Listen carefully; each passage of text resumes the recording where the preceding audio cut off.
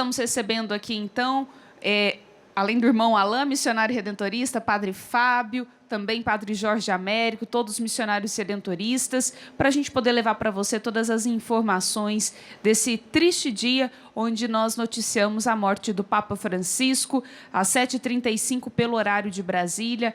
Nos foi dada essa notícia pelo Carmelengo, lá no Vaticano, o Papa que teve um AVC, seguido de uma parada cardiorrespiratória, assim nos informou o Vaticano agora há pouco no seu boletim médico. E para a gente somar nessa conversa, recordando o pontificado de Papa Francisco, a gente quer convidar agora a receber pela internet Dom Catelan, bispo auxiliar do Rio de Janeiro. Bem-vindo, uma boa tarde ao senhor. Boa tarde, Camila. Um prazer estar aqui com vocês, embora a ocasião bastante triste. Padre Fábio, Padre Jorge, o missionário Alain, uma alegria estar participando com vocês nessa cobertura, nesse processo informativo que vocês brindam à Igreja no Brasil a partir da TV Aparecida. Dom Catelan, o senhor que foi nomeado também pelo Papa Francisco, né? Gostaríamos que o senhor pudesse nos contar um pouco sobre essa memória agradecida ao pontificado do Papa Francisco. Exatamente, fui nomeado tanto Comissão Teológica Internacional, ele me escolheu em 2014, renovou a escolha, e também me elegeu bispo auxiliar do Rio de Janeiro. Na condição de membro da Comissão Teológica, eu pude me encontrar com ele nesse período praticamente 2 vezes por ano. Uma vez era sempre certo que sim, e podíamos, além de nos encontrar, conversar com bastante liberdade. Tive também um encontro com ele naquela ocasião que se reúnem os bispos de nomeação recente, todos os anos tem, e também na visita ad limina. Então, posso dizer com alegria que tive o privilégio de estar pessoalmente com ele, não apenas para uma saudação, mas para várias vezes diálogos prolongados em grupo, e poder ouvir diretamente dele aquelas mesmas informações, orientações que ele dava à igreja toda nos documentos oficiais, mas aí com um estilo mais de diálogo, de proximidade, uma pessoa realmente impressionante e que sempre nos motiva muito, motivava, e por meio de seu magistério que é vivo, continuará motivando ao encontro com Cristo, à missão, à partilha da fé, a sensibilidade para com os grandes desafios do nosso tempo, sobretudo os mais pobres, os mais sofredores. Um grande Papa, sem dúvida nenhuma, um grande Papa. Agora, Dom Catelan, para as pessoas que estão em casa poderem entender a percepção, a sensibilidade do Papa Francisco, queria que o senhor explicasse um pouco mais sobre a comissão teológica, para o senhor mostrar também para as pessoas o quanto o Papa também tinha essa preocupação com toda essa questão no mundo todo. O mesmo, Camila. Olha, certos grupos que faziam oposição a Papa Francisco, ao magistério dele, procuravam descaracterizá-lo, comparando com Bento XVI e dizendo que Bento era um grande papa porque era um grande teólogo, Francisco não é teólogo, e aí insinuavam que fosse um papa frágil teologicamente. Então, toda comparação é injusta, porque cada pessoa, mesmo que desempenhe um ministério como é o ministério de papa, cada pessoa leva para aquele ministério as características, a experiência que tem, o seu jeito específico, cada pessoa é irrepetível.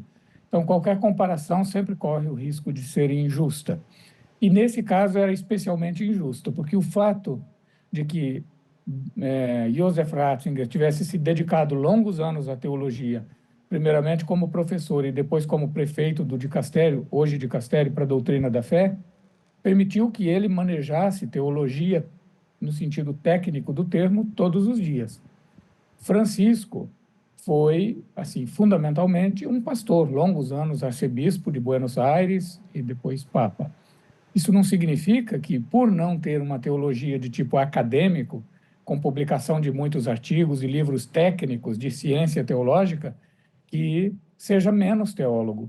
Francisco era profundamente teólogo, um estilo teológico muito próximo ao que se chama teologia do povo, uma vertente de teologia latino-americana, muito característica da Argentina, com grandes nomes, um jesuíta, Scanone, um diocesano, Monsenhor Lúcio Hera, que foi também membro da Comissão Teológica, e Francisco, nas suas reflexões, se podia perceber claramente a fundamentação teológica e esse estilo, que a gente chama de teologia do povo, não por ser uma teologia pura e simplesmente popular, mas por ter proximidade com as grandes questões que ocupam a vida do povo.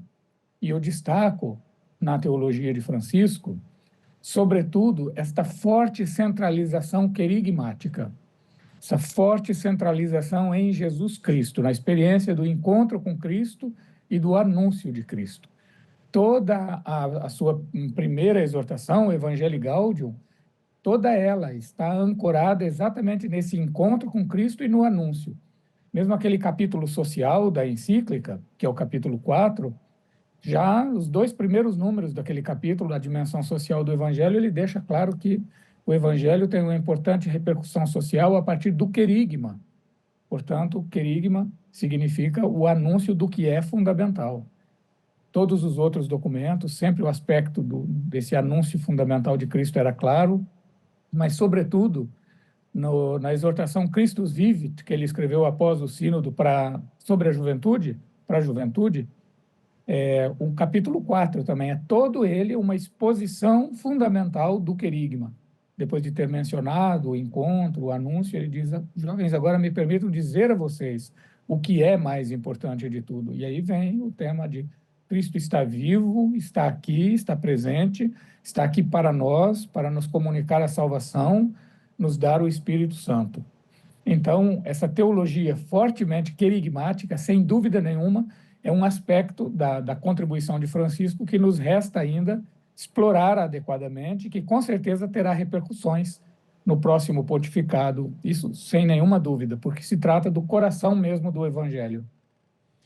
E nós queremos agradecer muito, estamos recebendo aqui entre nós, nesse especial Papa Francisco, nesse dia de luto, nesse dia da nossa despedida, quando recebemos a notícia do falecimento do Santo Padre, já na madrugada aqui para nós no Brasil. Estamos conversando agora com Dom Catelan, que é bispo auxiliar da Arquidiocese do Rio de Janeiro.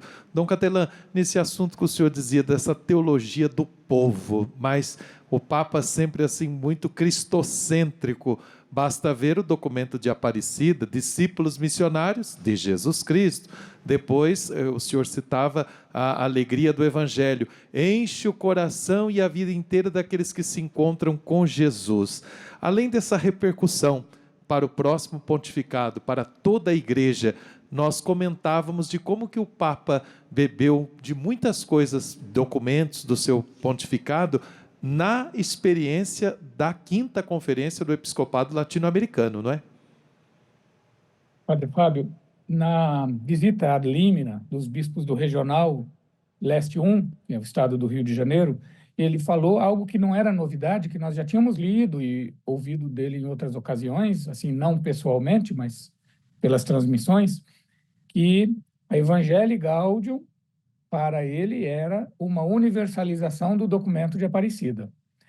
Ele dizia que se ele não tivesse nada além daquilo que tinha sido dito por São Paulo VI na Evangelii Nuntiandi, de 74, sobre evangelização, ele não escreveria uma exortação depois daquele sínodo que foi convocado e presidido por Bento XVI, sobre a nova evangelização para a transmissão da fé.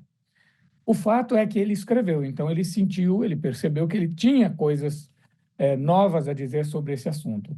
E ao invés de fazer como Paulo VI, escrever um tema sobre evangelização de modo geral, ele focou no tema do anúncio, que é o coração do documento de Aparecida.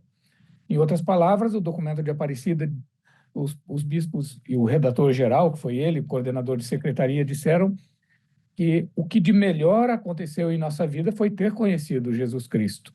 E o que melhor nós podemos fazer por outras pessoas é ajudá-las a viver essa experiência de encontro com Cristo.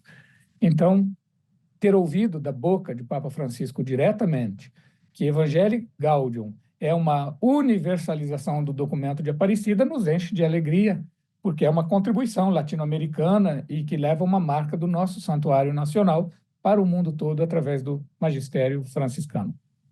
Dom Catelan, a gente quer agradecer muito, viu, a sua presença, a sua disponibilidade em estar conosco aqui ao vivo, compartilhando todo esse projeto do pontificado do Papa Francisco na questão teológica também.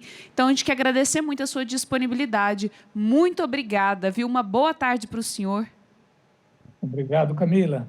Obrigado pelo convite, é uma alegria participar do programa e eu agradeço vocês pelo grande trabalho que fazem pela Igreja no Brasil, através do programa, através da TV Aparecida. Deus os abençoe. Amém. Obrigada. Contem sempre conosco, viu, Dom Catelã? Nossa saudação a todo o povo aí dessa cidade maravilhosa, da Arquidiocese do Rio de Janeiro.